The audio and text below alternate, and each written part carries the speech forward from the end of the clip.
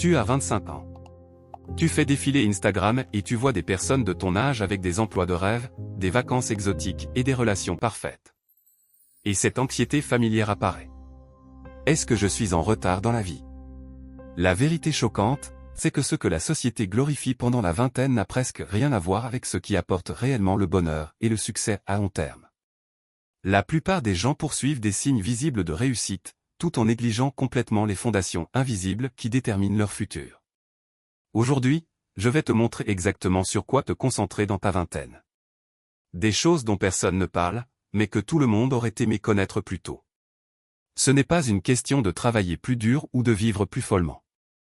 C'est une question de faire ce travail invisible, pas très glamour, mais extrêmement puissant, qui rend tes 30, 40 ans et toute ta vie incroyable. Il y a 2 ans, j'étais à une réunion avec des amis de l'université. Tout le monde partageait ses réussites. Promotion. Fiançailles. Achat de maison. Nouvelles impressionnantes. Puis ce fut mon tour. Et honnêtement, je n'avais rien de spectaculaire à raconter. J'avais passé l'année à reconstruire ma santé mentale. Couper des relations toxiques. Clarifier mes valeurs. Un travail invisible, sans aucun statut social. Cette nuit-là, je me suis senti comme un échec. J'ai commencé à faire une liste mentale de tout ce que j'aurais dû accomplir avant 27 ans, puis je me suis jugé pour chaque case non cochée. Mais ce que je ne comprenais pas à ce moment-là, c'est que j'étais tombé dans ce que les psychologues appellent la conformité narrative. C'est le fait d'évaluer sa vie selon un scénario imposé par la société, au lieu de ce qui est réellement bon pour soi sur le long terme. Et la science derrière ça est fascinante.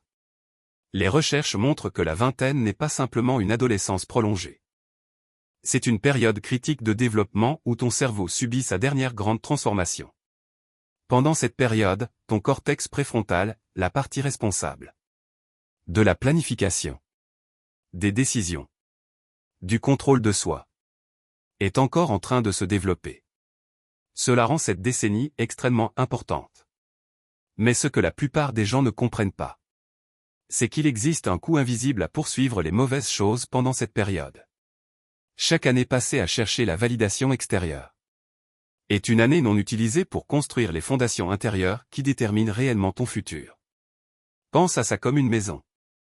Préférerais-tu construire une maison magnifique avec des problèmes structurels cachés?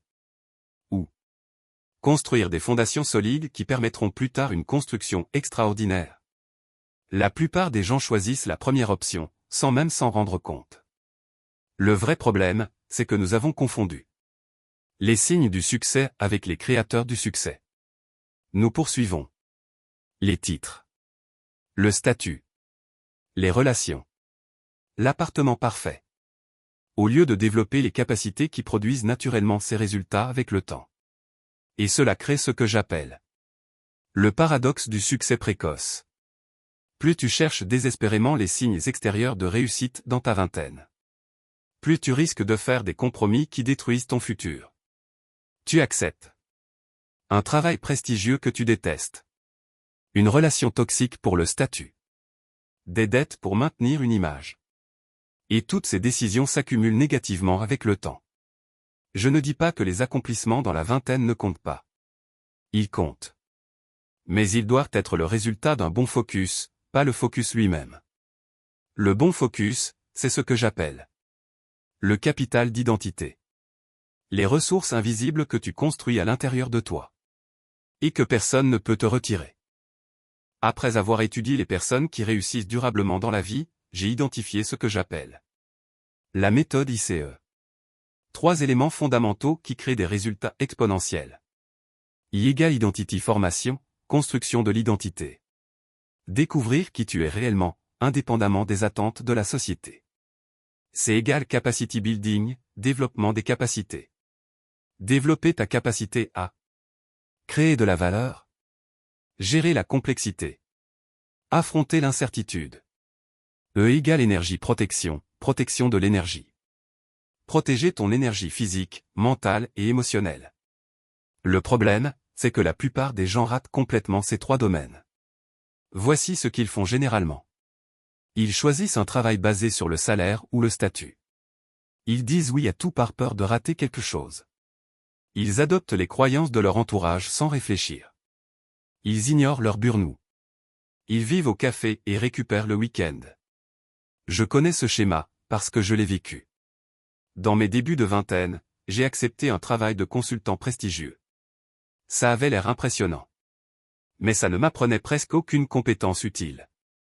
Je gardais aussi des relations qui me vidaient, simplement parce qu'elles me connectaient à des personnes importantes.